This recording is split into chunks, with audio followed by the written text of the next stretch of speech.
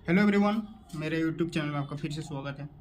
आज हम करेंगे प्रॉफिट एंड लॉस का जो पार्ट 2। कुछ क्वेश्चंस बचे हुए थे, कुछ टाइप्स के क्वेश्चंस, वो करते हैं। पहला पार्ट अपलोड हो चुका है, वो भी देख लीजिएगा।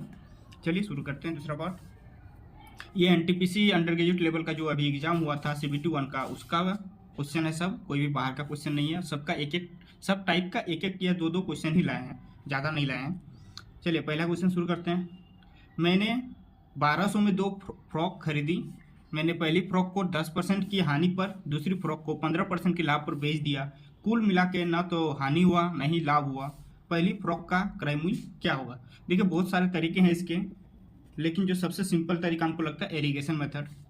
जब हम इन दोनों का रेशियो निकालेंगे, ठीक है, क्योंकि यहाँ पे दोनों न लाभ हुआ है न हानि हुआ है, तो रेशियो निकालेंगे तो मेरा क्रय मूल्य का जो दोनों फ्रॉक का है उसका क्रय मूल्य का रेशियो आएगा। जैसे अगर एक मान के चलिए पहला क्रय मूल्य है वो 10% हानि है, दूसरा वाला 15% लाभ वाला है, और क्या हो रहा है यहाँ पर, न लाभ हो रहा है ना हानि हो रहा है, मतलब यहाँ पे 0 है, तो ये 15 आ जाएगा, इधर 10 आ जाएगा। रेशियो 3:2।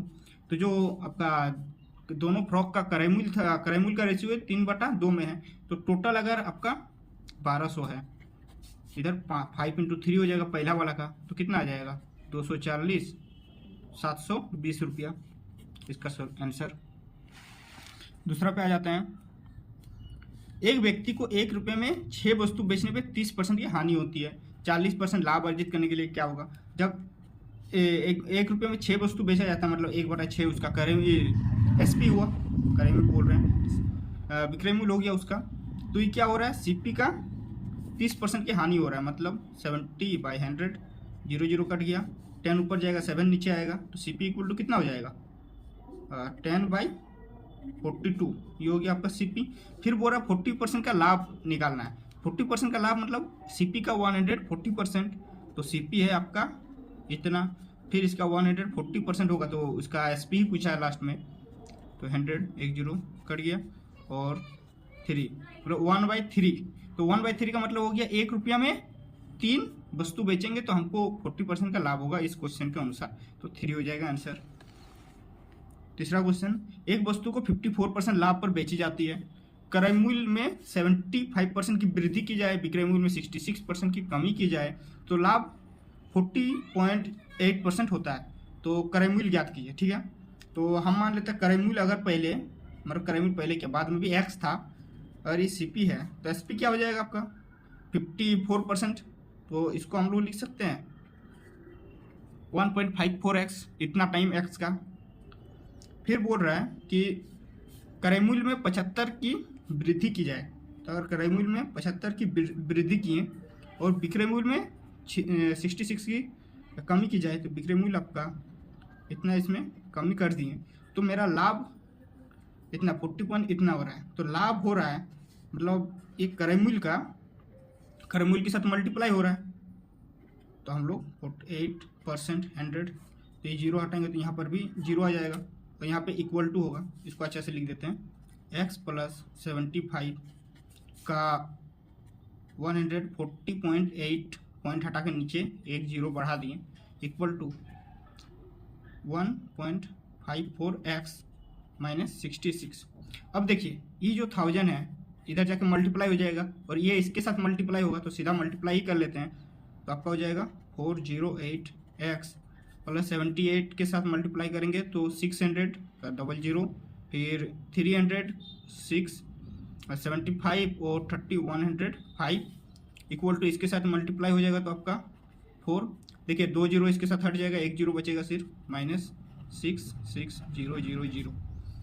अब इससे माइनस होगा, तो हम लोग यहीं पे देखिए, हम लोग इसके साथ माइनस कर देते हैं 1408x को, तो आपके पास कितना होगा 132x, और इसके साथ प्लस हो जाएगा, तो इसके साथ प्लस होगा तो 66000 कितना हो जाएगा 00617 इतना, मतलब फाइनल आंसर आपका 171,600 डिवाइडेड बाई 132। एक्स को रख लेंगे इधर, तो एक्स का वैल्यू, एक्स जो हम लोग का क्रय मूल्य है वो आ जाएगा। फिर देखिए इसको डिवाइड करेंगे, 1 टाइम में 132, 1 टाइम में फिर कितना बच जाएगा आपका 40, 39, तो 3 टाइम में पूरा कट जाएगा, 396 से 132 से पूरा कट जाएगा और 2 जीरो बच जाएगा। मतलब आपका, अच्छा इसमें ऑप्शन नहीं दिए हुए थे ना, हाँ 1300 आपका आंसर आ जाएगा। ठीक है, मिला के देख लीजिएगा अगर किसी के पास भी PYQ है तो। फिर नेक्स्ट क्वेश्चन पे, एक विक्रेता 50% की हानि पर गेहूं बेचने का दावा करता है, फिर वह उल्लेखित वजन से 65% कम वजन यूज करता है, मतलब उसका यूज करता है, तो वास्तविक लाभ कितना है? मान के चलिए जब 100 था तो उसको बोल रहा था 50% की हानि पे बेच रहे हैं, मतलब 50 पे बेच रहे हैं। अगर 100 CP था तो 50 पे बेच रहे हैं, लेकिन ये क्या किया, इधर भी कम कर दिया, 65% कम वजन, मतलब 35 पे बेच रहे हैं। तो 35 का सामान 50 पे बेच रहा है तो कितना का लाभ हो रहा है? 15 का। 35 इंटू 100 तो 3 आपका 7, 300/7 कितना परसेंट हो जाएगा? 4 20 तो लगभग 43%। अच्छा दोनों 43 है तो 42.86% ये हो जाएगा आपका, क्योंकि 21 होने से 43 होता है, यहाँ 20 था तो 42.86% हो जाएगा आंसर। फिर लास्ट क्वेश्चन आज का, एक व्यापारी अंकित मूल्य पर खरीदे गए प्रत्येक रसोई सेट के साथ एक रसोई सेट मुफ्त देता है। यदि वह फिर भी 20% का लाभ अर्जित करता है तो व्यापारी ने रसोई सेट का अंकित मूल्य क्रय मूल्य से कितना % अधिक बेचा? तो हम मान के चलते हैं कि मार्क प्राइस जो रसोई सेट का था वो 100 था, ठीक है, लेकिन ये क्या बोल रहा है कि प्रत्येक अंकित मूल्य पे एक फ्री दे रहा है, तो इसके साथ एक फ्री दे रहा है, मतलब 100 रुपये में हम लोग 2 खरीद रहे हैं, मतलब उसको 50 में बेच रहे हैं। ये आपका हो गया SP, 50 में बेच रहे हैं क्योंकि 100 रुपया देने पे 2 मिल रहा है तो 50-50 हो गया। फिर बोलता है यदि वह फिर भी 20% का लाभ कमा रहा है, तो अगर 50 में बेचने के बाद भी अगर 20% लाभ कमा रहा है तो CP कितना हो जाएगा? CP इक्वल टू 50/6/5, 6/5 ही होगा, हाँ